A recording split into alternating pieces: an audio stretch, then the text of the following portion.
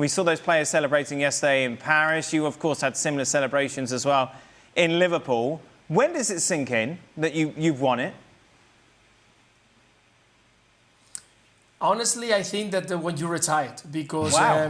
now Paris Saint-Germain is yeah, actually, yeah. But to be honest, is because on your daily basis you win, you celebrate, you go on the parade and you celebrate with everyone. But you are thinking about what is coming next, because they got the World Club Championship in a matter of 10 days. So you're getting ready for that competition. And then they will start that one, and as soon as they finish, they will start again with the Liga, the Champions League. So I think that you really realize how important it is to win this trophy and how valuable it is to be part of one of these finals. When you retire, you look back, you see, I was there in one of the biggest, because this one is being one of the biggest because of the result, the way that it's been, the two teams. It's the first one for Paris Saint-Germain. We don't know if they're going to be anymore. So I think that you realize about that once you retire, because your career is not stopping. There is no time to think about what you've done, just what you got in front of you. That's not good for Mayalu or Lamine Yamal, because he's going to enjoy within 20 years from now. That's the thing. Yeah, maybe he won't remember. But it's similar to that. That's a really good point that Luis thinks. I think sometimes we forget that as people who haven't played the game. You're almost already thinking about the next step. That's the thing, which is a good thing when you lose, because you forget about it very, very, very quickly. But when you win, and sometimes you say, oh, well, I want to enjoy, you don't have the time for that. You don't have the time, because you have to think that, only if it's the last game of the season, maybe you have some time. For the World Cup, for example, you have holidays, so you enjoy a little bit, and then you have to come back and start running again to prepare the season. And I tell you, with Marcel Desailly, we didn't want to run anymore. We said, well, we won the World Cup. What do we want to do? Really? Yeah, that was, and I remember the coach, the physical coach, stayed with us because the rest of the team was in the Netherlands at the time to prepare the new season. We were only the two of us with Ali Mafi, and he said, guys, you have to start running. You thought you were better than everyone because you just no, we never. I didn't go that. Wow. Why he does that? No, that's what I'm hearing. Major leap. No, I say we were lazy because you don't want to make the efforts that you made for 2 months to become champion of the world. So you need to digest, and it's going to be the same for the Paris Saint-Germain player. That you just fed up a little bit with football. You just want to have the time to recover and to enjoy a little bit of it. And you don't have the time. You have to go back and go back and go back. And we did it. And a month after, we're happy. We won with Chelsea. We won the Super Cup against Real Madrid. We were back into business. And it's enjoyable. And as Luis said, and he mentioned, it's only at the end of your career you say, wow, okay, I can look back. I did that. That was pretty good. It's convenient that Luis Garcia brings up the fact that you start enjoying this when you retire, because he's been invited to go and watch the Champions League final. Oh, where was your invite? No, it didn't come. Lost in the mail. Yeah, we checked. Luis, did you have the same problem with motivation that Frank did? Frank thinking that he was better than everyone else and didn't have to run? Every person is different. I have my motivation, and it was just try to work every day. Yes. Yeah. See. How old was he? How old were you? Him. How old were you when you won the Champions League, Luis? I was 27. Oh, there you are. Yeah. What's wrong with you? How dare you wanting to work? How dare you enjoy playing football Mario, again? obviously you had success as well at Chelsea, for example. Does it affect you, like the next season? I mean, I lost the Champions League when I was at Ajax, but then I was 19. I mean, I didn't know what winning was yet, but I won the league, so at least I knew that. But when I was at Chelsea, I played with Frank. We won the cup. And, I think I understand what Luis said. You know, like, sometimes when you win something, you enjoy that moment, but you know you have to carry on because you don't want to party too long or enjoy too long, because then the difficulty even kicks in more, you know, because I think sometimes players that don't end up like they win something and then they stay partying too long and they end up being in trouble. So I think sometimes it's also good sometimes that you start again. I have a name that I can mention that the guy never stopped partying. It was Frank Sinclair playing with us in the 2000 I think it was 98 League Cup. He scored the goal. And they never came back from the party. Yeah, really? Amazing. For 2 months, I said, Frank, you have to stop. Good boy. I like it. I asked the boys this on Saturday. I was just interested in your response. Louis, start with you.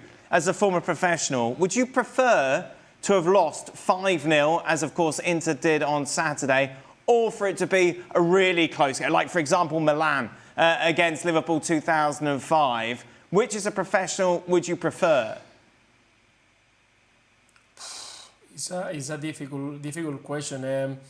I think that a closer result give you a little bit of hope that we didn't do that bad, or we were there, or we were closer, we had our chances. A 5-0 result is true that that is really painful, because it shows like that you have never been there. And I think, again, when you look back to those finals, you're going to have regrets. It's something that I don't think that any player wants to have when looks back.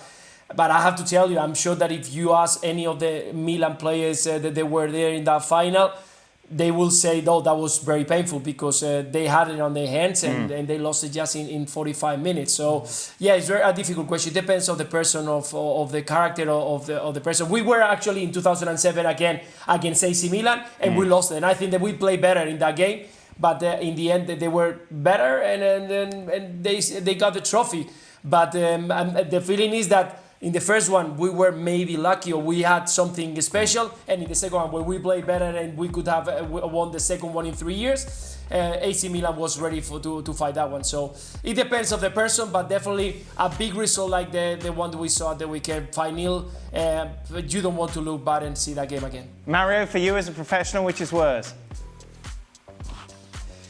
I mean, like what he said, you don't want to lose with that kind of number, but I think the times when I was in that position, I would go all guns blazing. I don't care then. I don't think about, like, when I see them coming at me like 1-0, there was 20 minutes, 20 minutes, they were 2-0 down. I look at my coach, I say, Coach, you got to fix this, because if not, so halftime when they went in, I mean, when they came out, it didn't look no different. That was the only downside for me. But I would say something to my coach and say, like, hey, we got to do something. If not, we're coming out here and it's just like they're pulling our heart out. And I did not want that to happen, because the way PSG played and the way they felt, I would feel like I didn't even want the medal on my head. I would have just want to go home. I think you're not going to be ashamed of losing at the last second on the 3-2, for example. When you go back home and you're such ashamed of losing 5-0, it's unbearable for me. It's why I'm with Luis. I know Alice thinks differently, and he has a right to do so, because that's very kind of you. We live in a democracy, even if you're wrong. Even if you're wrong, but how you don't want to talk about. I think all Inter Milan players will never talk about it anymore. Yeah. They will shut down the discussion. If you lose at the last second, say yes, where they were lucky or whatever, you can find excuses. You can There's talk a story about it. there. There is a kind of a pride of even, where you don't have anymore when you lose 5-0. Wow. That's shameful. Counterpoint. I think it's easier to turn the page when you get destroyed in the manner in which they did. There is no what could have, what might have happened, this could have been, that could have been that. If this had gone our way, then maybe we win. And you start playing that in your mind, and you never let go of that. You never let go of that. That's true. You never let go of games that were really close, that were big games, big moments, and that if this had gone your way or that had gone your way. Look, I'll take you back. Personal experience. 2011 Copa America semifinal. I hit a header off the crossbar straight down to the goal line, and it came out. I think about that. Every time I see Venezuela play, I think about that and what could have been for us. Not for me, but what could have been for us in advancing to the finals of Copa America. And we're talking about a game of inches. If that ball had gone in, the history of soccer in our country changes. And so, obviously, that is something that sticks in my mind. Had we lost that semifinal 5-0, I wouldn't even think about it, because obviously the other team would have been far better than us. But losing in the manner in which they did in penalty kicks, that sticks with me, because we were inches, and I was inches, from putting our team into the final of that Copa America. Just little details, like Ronaldo not turning up in '98 would have changed everything. Yeah, being sick, it's true. Meanwhile, let's just take a look, shall we, at the list of the Ballon d'Or, Frank's favourite subject. Dembele is your favourite to win it. Lamine Yamal, who else groaned as well? Rafinha third. We won't talk about Ballon d'Or in particular, but I do want to focus on Dembele, Ali, who you were so critical of during his time at Barcelona. Yeah. What's changed? A lot has changed for Ousmane Dembele. A lot. Mario just mentioned Dembele pressing in the manner in which he did, and it's something that Luis Enrique has highlighted and mentioned time and time again, that in itself is a difference between basically what Dembele is doing and did in the final of Champions League, and essentially what he asked Kylian Mbappe to do, and Mbappe was never willing to do.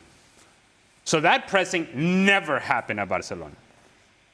His ability to play in inside positions never happened in Barcelona, in central positions. His final product, his final decision, not just his final product in terms of his own ability to score goals, but his final product in terms of the final pass, that little through ball to Kvaratskhelia or the little back heel to Vitinha, that both of which ended up in goals, those would have been turnovers when he was at Barcelona. The talent of Ousmane Dembele has never been in question, never. The maturity of Ousmane Dembele has been in question, and the maturity of his game and his decision-making in attacking positions. All of that has improved dramatically. He has become an entirely different player than what he was at Barcelona.